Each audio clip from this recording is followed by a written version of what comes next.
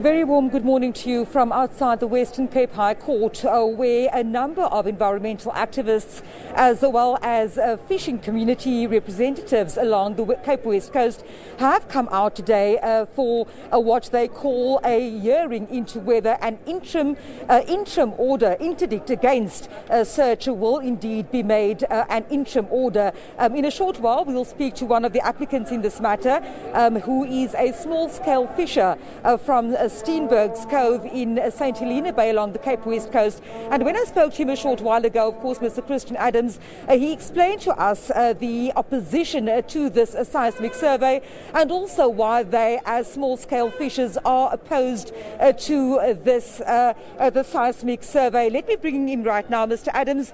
Good morning to you. So, off camera, you were telling me about the reason why we see fishing community representatives from across the West Coast, and you said from the Namibian border all the way down to Cape Point, are out in their numbers today. What exactly is expected to take place in court?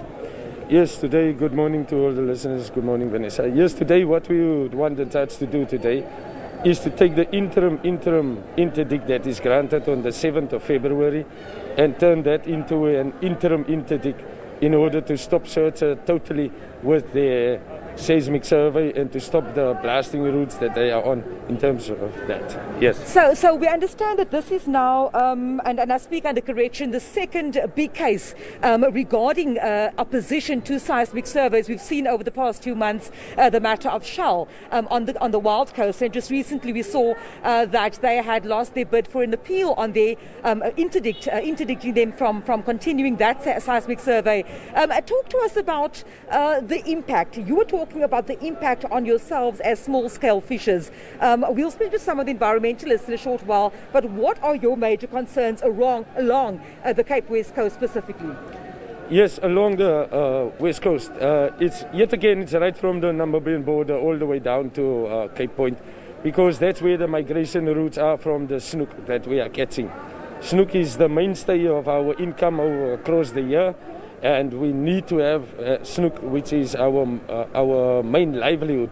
And also, if the migration patterns of the snook will be messed with or will be disturbed, when do we know when it will be repaired again? So it might not be that it might never repair again. So we are fearing that there's irreparable harm that will be caused to the snook because of the blasting is happening on the migration routes as well as in the spawning routes of where the snook is moving through from Namibia all the way down. And that's how many communities are dependent on this resource. What has searchers said so far in this case? What are their representatives telling you, or telling the court at least, with regards to this matter?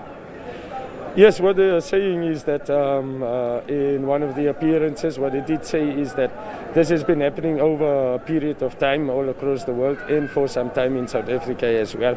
And that we've also cited on our side is that there are major changes within the ocean and within some of the patterns of the fish. And we cannot say that what we've observed in the past is directly linked to that, but this is the first time that we are hearing about these things. And what we are saying is that you have never ever spoken to us and to even consult us regarding these things, even though we are the primary users of the ocean. And we've been caring and looking after this ocean for generations and generations. And now we cannot allow this to happen in order to protect the oceans for the future generations. So if search indeed after today or after this matter indeed comes back to the community and engages the community properly according to yourself, would you then be open to further discussions, or would you remain as opposed to the seismic survey as you are right now? Yes, most definitely. As fishers, we would remain to be opposed to these seismic surveys, because ultimately what happens after the seismic survey is the drilling that will be happening. And our experiences that we've had with many other fishers from other nations where the oil and gas drilling is already happening.